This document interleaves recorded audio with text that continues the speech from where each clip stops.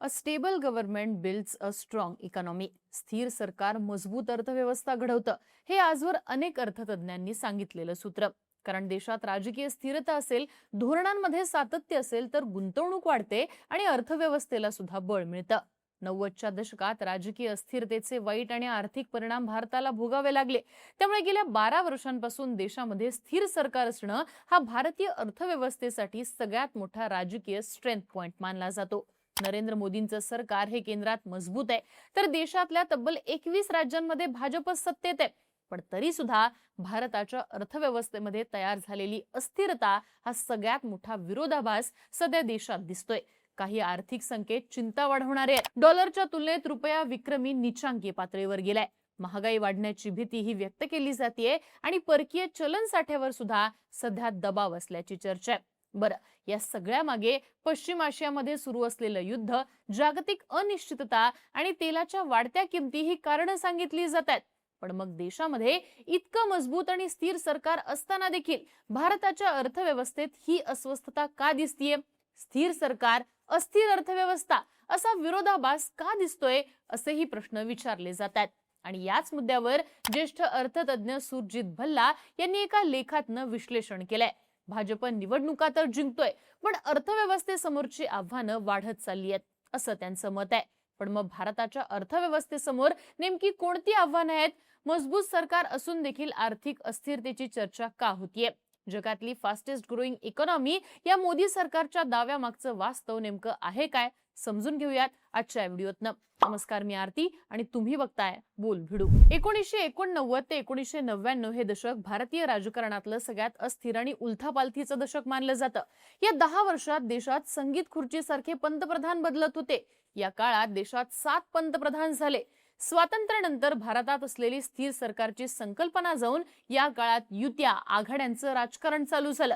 प्रादेशिक पक्षांचं महत्व अचानक वाढून हे पक्ष देशाच्या राजकारणात किंग मेकर ठरले. जयललिता यांनी पाठिंबा काढून घेतल्यानं फक्त एका मतानं वाजपेयींचं सरकार पडल्याची घटना याच काळामध्ये घडलेली. त्यात 1991 मध्ये आलेलं परकीय चलनाचं संकट हे मोठं होतं.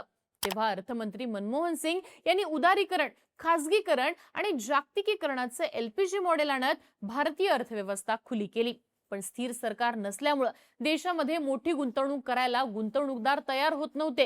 या राजकीय अस्थिरतेचा भारताच्या अर्थव्यवस्थेला मोठा फटका या काळातच बसला. त्यामुळे पुढच्या काळात स्थिर सरकारचं महत्व राजकीय नेत्यांसोबतच जनतेलाही काही प्रमाणात कळलं आणि 1999, 2004 आणि 2009 अशी स्थिर सरकारं भारतात आली.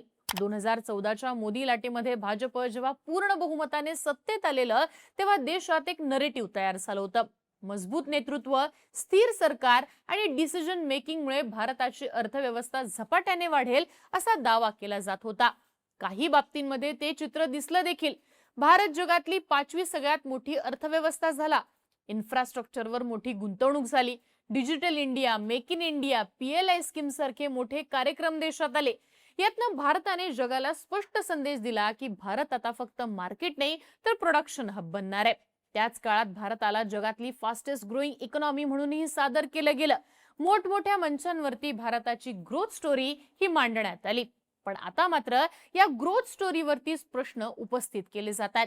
कारण एका बाजूला भारत जगातली सगळ्यात वेगाने वाढणारी अर्थव्यवस्था असल्याचा दावा करतोय, पण दुसऱ्या बाजूला भारताचं चलन म्हणजे रुपया सातत्याने खाली घसरतोय. महागाईपासून रोजगारापर्यंत अनेक आर्थिक इंडिकेटर्स भारताची चिंता वाढवतात. म्हणजेच प्रश्न फक्त सरकार स्थिर आहे का नाही याचा नाहीये, तर त्या स्थिरतेमुळे अर्थव्यवस्थेला नेमका किती फायदा झालाय याचा देखील आहे. यावरनं ज्येष्ठ अर्थतज्ञ सुरजित भल्ला यांनी केंद्र सरकारवर निशाणा साधलाय. त्यांनी भक्कम सरकारच्या कमकुवत आर्थिक धोरणांमुळे भारतावर सध्या हे आर्थिक संकट आल्याचं इंडियन एक्सप्रेस मध्ये लिहिलेल्या आपल्या आर्टिकलमध्ये सांगितलंय. मुख्य म्हणजे सुरजित भल्ला हे पंतप्रधान नरेंद्र मोदींच्या आर्थिक सल्लागार परिषदेचे सदस्य राहिलेले आहेत. त्यांनी IMF मध्ये भारताचे एक्झिक्युटिव्ह डिरेक्टर म्हणून देखील काम केलेले आहे. त्यामुळे त्यांनी केलेले हे भाष्य अत्यंत महत्त्वपूर्ण मानलं जात आहे. भल्ला यांनी भारताची आर्थिक गाडी रुळावरनं घसरण्यासाठी 4 घटक जबाबदार असल्याचं म्हटलंय. यातला पहिला घटक स्वतः सरकारच असल्याचं त्यांनी सांगितलंय. भारत जगातली वेगाने वाढणारी अर्थव्यवस्था असल्याचा दावा सरकार करतं.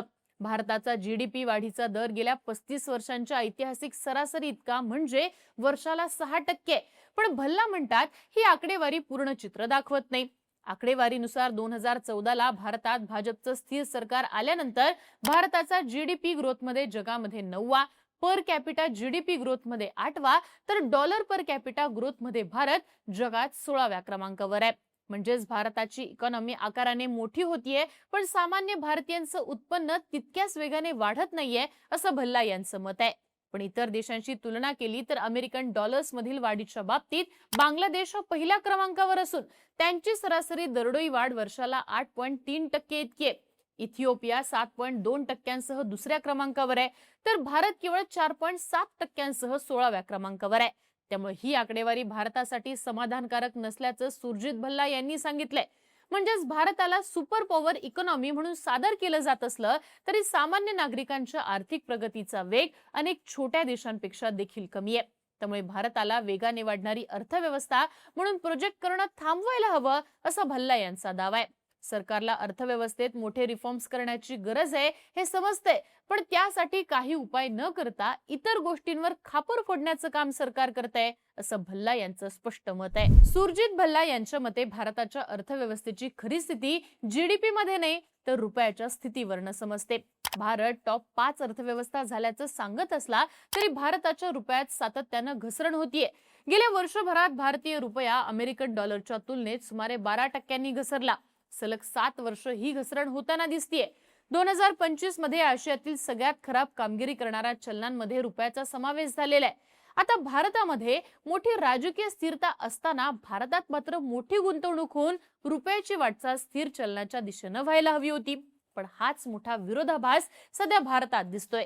भल्लांच्या मते केंद्रातलं भाजप सरकार उद्योगपतींना गुंतवणूक करण्याचं आवाहन करते, पण देशातलं व्यावसायिक वातावरण आणि सरकारी धोरणांबाबत देशांतर्गत कंपन्यांच्या मनात कमालीची अनिश्चितता आहे. भल्लांच्या मते उद्योगपती आणि गुंतवणूकदारांना स्थिर सरकारपेक्षा आपल्या पॉलिसींना चालना देणारं आणि आपल्या उद्योगांमध्ये हस्तक्षेप न करणारं सरकार महत्वाचं वाटतं. यासाठी त्यांनी क्वालिटी कंट्रोल ऑर्डर्स म्हणजे QCOचा मुद्दा उपस्थित केलाय. 2017 मध्ये भारतात QCOची संख्या फक्त 14 होती, पण डिसेंबर 2024 पर्यंत ती थेट 765 वर गेली आहे. अर्थव्यवस्था कमकुवत होण्याचं भल्ला यांनी सांगितलेलं दुसरं कारण म्हणजे मोठे उद्योग आणि परकीय गुंतवणूक. भल्लांच्या मते क्वालिटी स्टँडर्ड्सच्या नावाखाली सरकारचं उद्योगांवरचं नियंत्रण वाढत चाललंय.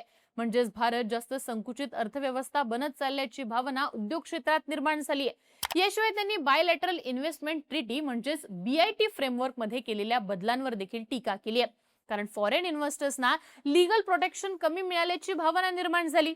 भल्ला यांच्या मते या सगळ्याचा परिणाम असा झालाय की भारताकडे मार्केट म्हणून आकर्षण असलं तरी लॉंग टर्म इन्व्हेस्टमेंट डेस्टिनेशन म्हणून असलेला आत्मविश्वास आता कमी होत चाललेला आहे. परकीय गुंतवणूक कमी होण्यासाठी 2015 मधील बायलॅटरल इन्व्हेस्टमेंट ट्रीटी जबाबदार असल्याचं अर्थतज्ञांचं मत आहे.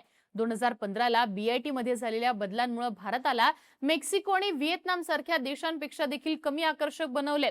2015च्या सुधारित BIT नियमानुसार परदेशी गुंतवणूकदाराला भारतातनं बाहेर पडण्याआधी 5 वर्ष वाट पाहावी लागते. तसंच कोणताही वाद निर्माण झाला तर त्यांना भारतीय न्यायालयांकडेच दाद मागावी लागते. आता या अटी परदेशी गुंतवणूकदारांना जाचक वाटत असल्याचं भल्ला यांनी आपल्या लेखात म्हटलेलं आहे. सुरजित भल्ला यांनी भारताच्या आर्थिक परिस्थितीसाठी फक्त सरकारच नाही तर विरोधी काँग्रेस पक्षाला देखील काही प्रमाणात जबाबदार ठरवले. भल्ला यांच्या मते देशात मजबूत आणि प्रभावी विरोधक उरलेले नाहीत. काँग्रेस नेतृत्वाच्या प्रश्नात आणि अंतर्गत गोंधळात अडकलेली आहे, तर प्रादेशिक पक्ष राष्ट्रीय आर्थिक मुद्द्यांवर एकसंध दबाव तयार करू शकलेले नाहीयेत. या सगळ्यामुळेच देशात वन पार्टी डॉमिनन्स हा तयार झालेला आहे. भल्ला यांच्या मते जेव्हा सरकारला मजबूत राजकीय आव्हान नसतं तेव्हा आर्थिक धोरणांसाठी सरकारवरती कोणताही दबाव हा राहताना दिसत नाही. सरकार निवडणुका जिंकण्यात यशस्वी ठरत असलं की सरकार निर्धास्त होतं आणि त्यामुळेच सरकारला आपल्या पॉलिसीप्रमाणे कारभार करता येतो. त्यामुळे भाजप समोर प्रभावी विरोधकांचं आव्हान उभं करण्याची गरज असल्याचं त्यांनी सांगितलेलं आहे. यासोबतच भल्ला यांनी डीप स्टेट हा वादग्रस्त मुद्दाही उपस्थित केलाय. डीप स्टेट म्हणजे सरकार, नोकरशाही सिस्टीम आणि काही प्रभावशाली आर्थिक हितसंबंधांची एक बंद इकोसिस्टीम तयार होणं. भल्ला यांच्या मते भारतात फ्री मार्केट रिफॉर्म्स ऐवजी कंट्रोल बेस्ड पॉलिसी मेकिंग वाढताना दिसतेय.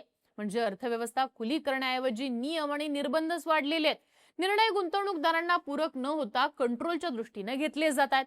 आता या सगळ्या कारणांमुळेच भारतीय अर्थव्यवस्थेची घसरण होत असल्याचं भल्ला यांनी आपल्या लेखामध्ये स्पष्ट केलेलं आहे. आता गेल्याच महिन्यात आलेल्या आकडेवारीनुसार जगातल्या टॉप 5 अर्थव्यवस्थांमधनं भारत आता बाहेर गेलेला आहे. 5व्या क्रमांकावर असलेल्या भारताला युकेने मागे टाकत भारताची 6व्या क्रमांकावर घसरण झालेली आहे. जागतिक क्रमवारी ही डॉलर्समध्ये ठरवली जाते आणि याच ठिकाणी भारताला धक्का बसलेला दिसतो. IMF नुसार 2024 मध्ये रुपया प्रति डॉलर सुमारे 84.6 होता, तर 2025 मध्ये तो प्रति डॉलर 88.5 पर्यंत कमकुवत झालेला. यंदा तर तो 96 पर्यंत पोहोचलेला आहे आणि आगामी काळात रुपयाची घसरण 100 पर्यंत होईल असं म्हटलं जात आहे.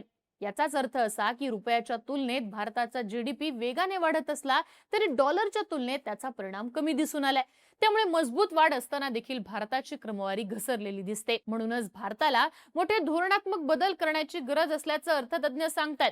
देशात राजकीय स्थिरता आहे, पण अर्थव्यवस्था तितकीच मजबूत आहे का, हा खरा प्रश्न यावेळी उपस्थित होतो. भारत खरंच जगातली पुढची इकॉनॉमिक सुपर पॉवर बनतोय की ग्रोथ स्टोरीच्या मागे काही गंभीर इशारा दडलेला आहे? तुम्हाला काय वाटतं? भारताच्या आर्थिक प्रगतीकडे सरकारचं दुर्लक्ष होतंय का? याबद्दलची तुमची मतं आणि प्रतिक्रिया कमेंट बॉक्समध्ये लिहून कळवा आणि बोलबिडूच्या YouTube चॅनलला नक्की सबस्क्राईब करा.